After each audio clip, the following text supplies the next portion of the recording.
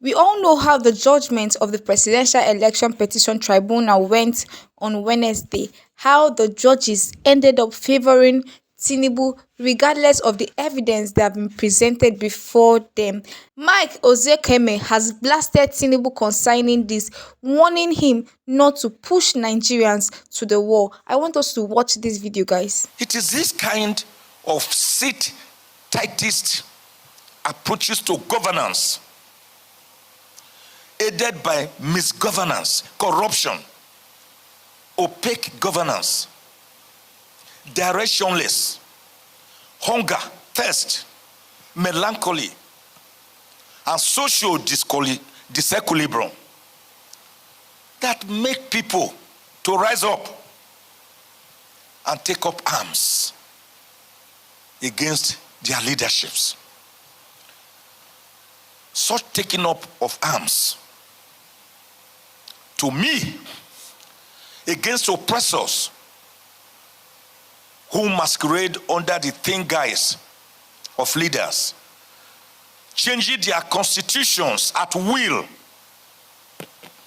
to accommodate further terms. I do not regard it as a coup d'etat. I regard it as good riddance to bad rubbish.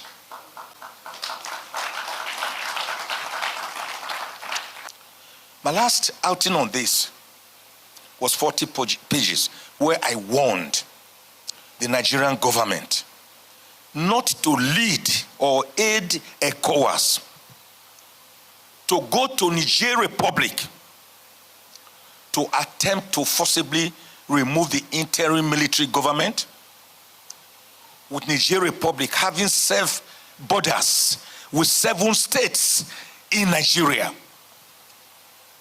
The humanitarian catastrophe, displaced and dislocated people that you are going to cause will be unimaginable, added to our present insecurity, Boko Haram, armed banditry, kidnapping, hunger, thirst, disillusionment.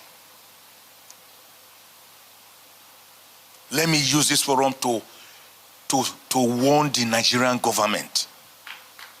Don't pay it.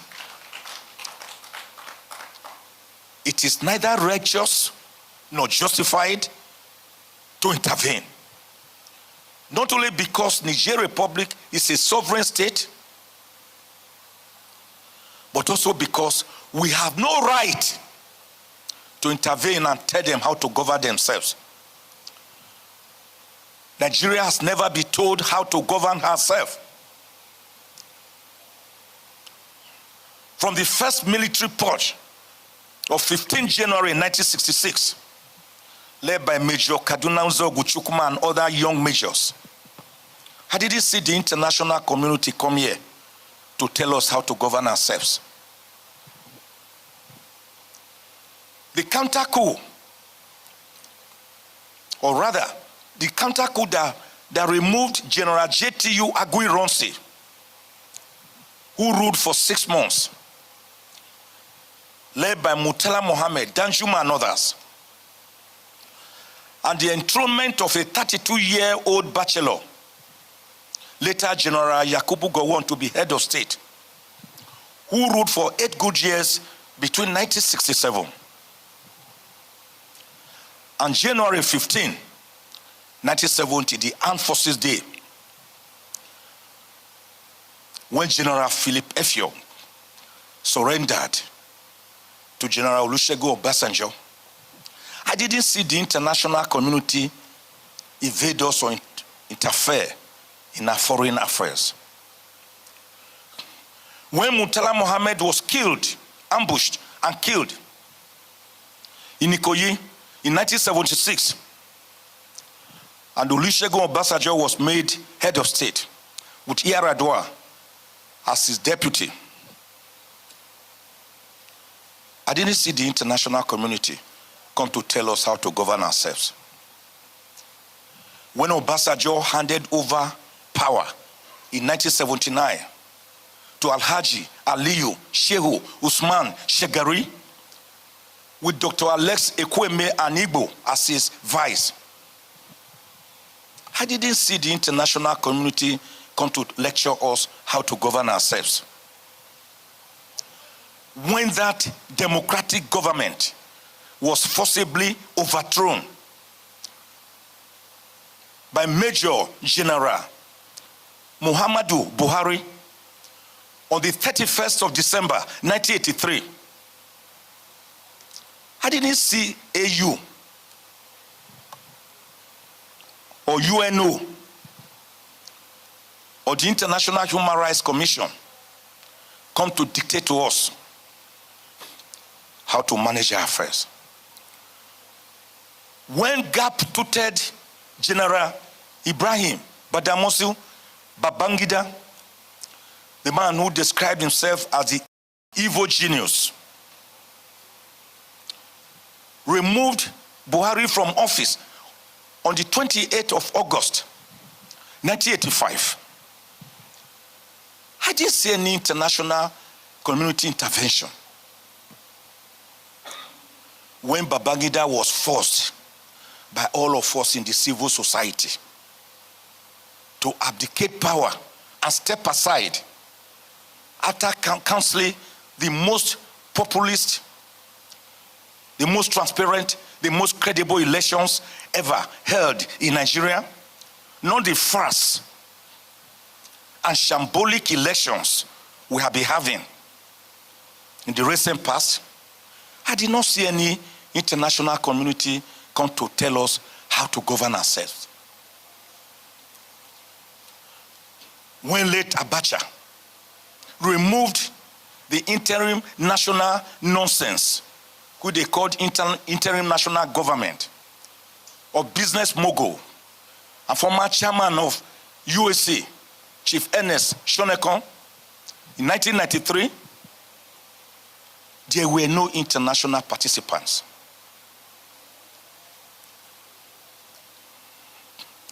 And when the diminutive General Sani Abacha, but a very intelligent man, who institutionalized Nigeria's 6 geopolitical zones, where were the international community?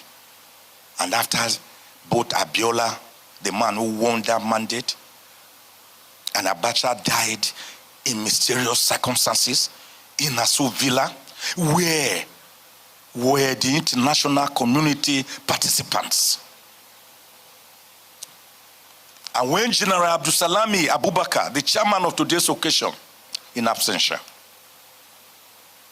took over power and within 11 months handed over to the democratically elected government of Obasanjo, I did not see any international community participate. So there is no reason whatsoever, and we have no moral high grounds or authority to go and intervene in other countries' internal affairs, sovereign countries with their sovereignty and suzerainty.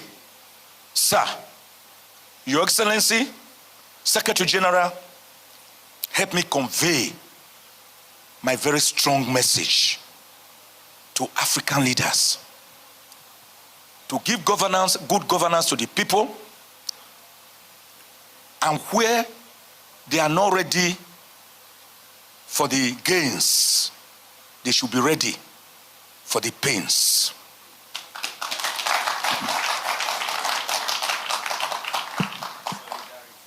Can we say this of Nigeria, the giant of Africa, with over 225 million people by latest United Nations projections? Africa needs to be accorded her rightful place. And the international humanitarian law, I will read my brother Dr. Ezekiel's book later, because a candle does not lose its flame by lighting other candles. Tell them that you cannot cover the sun with your finger. Tell them you cannot clap with one hand. The Western world, they need Africa, just as Africa needs them.